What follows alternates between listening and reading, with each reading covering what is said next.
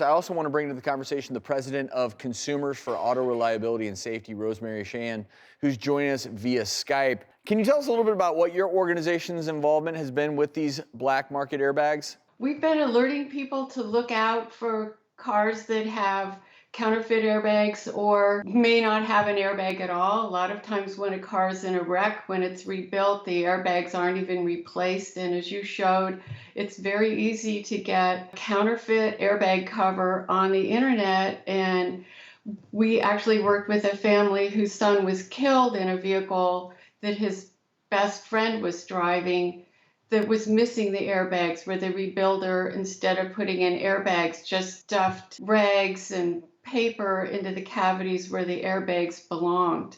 I'm a little bit surprised that I haven't heard of this until now. Yeah, well, so maybe you could expand on that. Why, if this is kind of happening at the rates we're discussing, why haven't people been made aware of this? One of the reasons is exactly what you just heard, that the police don't necessarily look for the reasons why the airbag deployed or didn't deploy.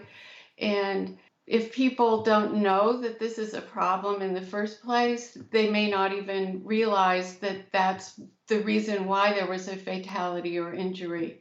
And my understanding is there is a database online, right? The National Highway and Traffic Safety Administration, where you can actually put in the vehicle ID number of a vehicle you may be considering purchasing and seeing if it's been involved in an accident or at least the airbag has perhaps deployed in the past? Yes, there's a federal database that was established by the U.S. Department of Justice, and the insurance companies, salvage pools, auto auctions are required to report every total lost vehicle into that government database, and you can access it at vehiclehistory.gov. If I'm looking to buy a used car, before I actually purchase it, what are some red flags? So look, the airbag button light should come on and then go off as soon as you turn the ignition. If it stays on, if it keeps blinking, those are real red flags. Now you can also look at the cover. If the cover looks like it's ripped, if the emblem, the logo for the manufacturer is off. And one other thing that's really important, we keep talking about the airbag. Cars today will have 10 airbags, right? You've got an airbag that's coming from the side, you've got an airbag for your knees. There are multiple airbags in cars.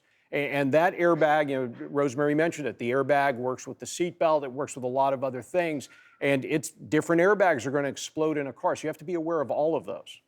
And there's also a trick with the seatbelt, correct? Absolutely. Seatbelts have pre-tensioners. So even though you might run a Carfax vehicle history report and not see that the airbag deployed, but the seatbelt isn't locking, right? When you pull a seatbelt hard, it locks. If it doesn't lock, that's a signal that the car has been in an accident because the pre-tensioner isn't working, and you should immediately have that car checked.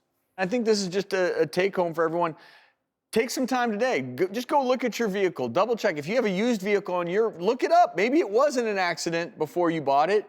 And it's better to check now than later after you've been in an accident and potentially are seriously injured. Or as we've seen in some of these cases, actually someone can die because the airbags aren't functioning properly. Faisal, love the work you're doing. Keep it up. Rosemary, thank you as well for all you and your organization are doing. We'll have more resources on our website.